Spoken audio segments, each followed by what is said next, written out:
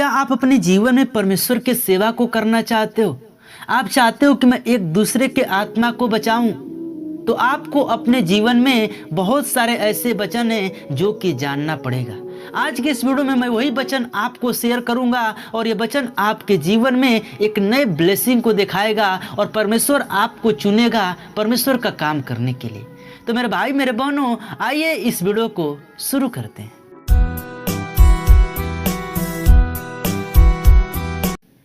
जैसा कि आप लोग जानते हैं कि प्रभु यीशु मसीह आज से 2000 साल पहले जब इस दुनिया में आया तो उसके 12 चेले थे।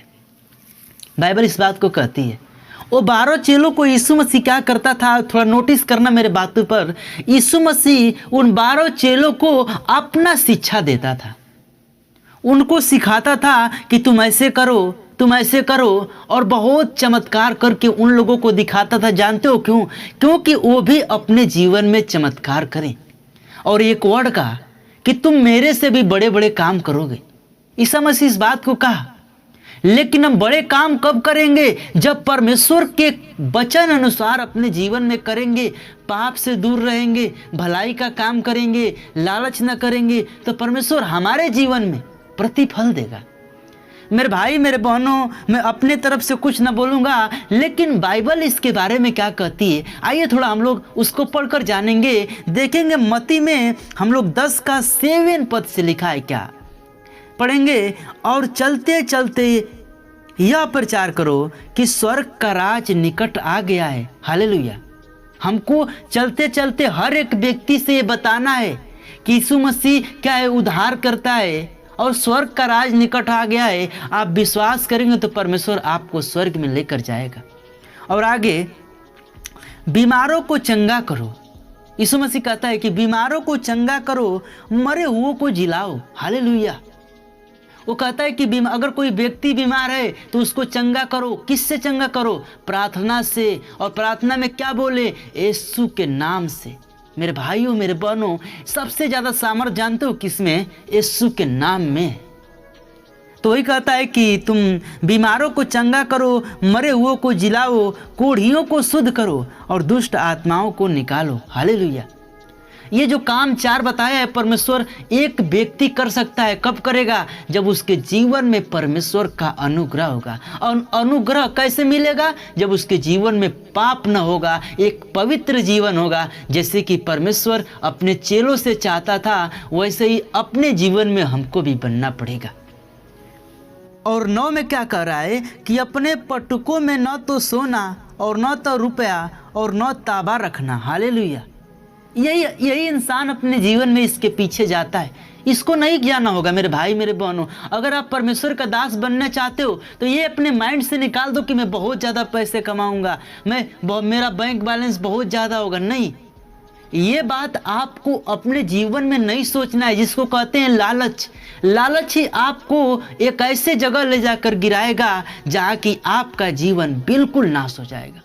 जब आप मरेंगे तो ना तो रुपया जाएगा, ना तो सोना जाएगा, ना तो धन दौलत जाएगा तो सिर्फ यीशु मसीह में किया हुआ काम।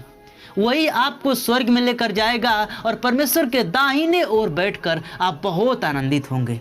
और इसी के 10 में कह रहा है कि मार्ग के लिए न झोली रखो, न कुर्ते, न जूते, न लाठी लो, क्योंकि मजदूर को उसका भोजन मिलना चाहिए। हालेलुया।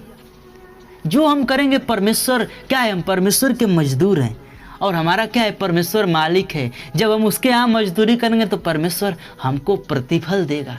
मेरे भाइयों मेरे बहनों, जो वो परमेश्वर प्रतिफल देगा वो आपके जीवन में कभी ख़त्म नहीं हो सकता।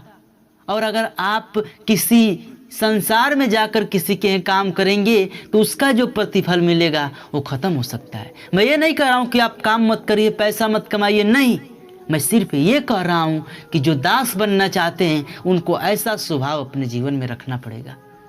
मेरे भाइयों मेरे बहनों, और आगे इसी में क्या लिखा है 11 में कि जिस किसी या गांव में जाओ तो पता लगाओ कि वहाँ कौन योग्य है, और जब तक वहाँ से न निकलो उसी के यहाँ रहो। हालेलुया।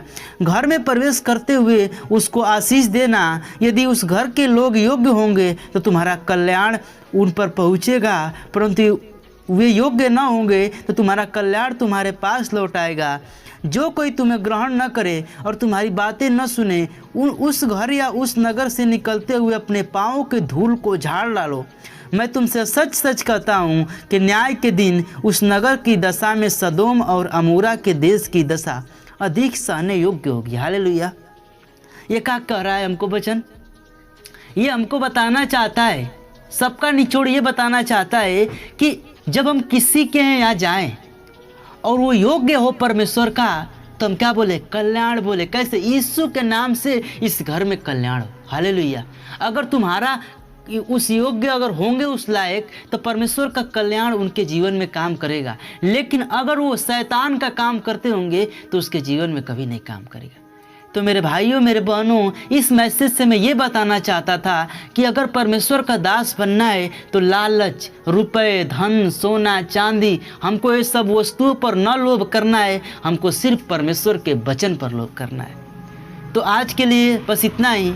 और मैं नहीं जानता, किसी तरह वो रेड वाला जो दिख रहा है सब्सक्राइब हो जाना चाहिए। तो मिलते हैं नेक्स्ट वीडियो में। तब तक सभी मसीह भाई बहनों को परमेश्वर के नाम से जय मसीह की।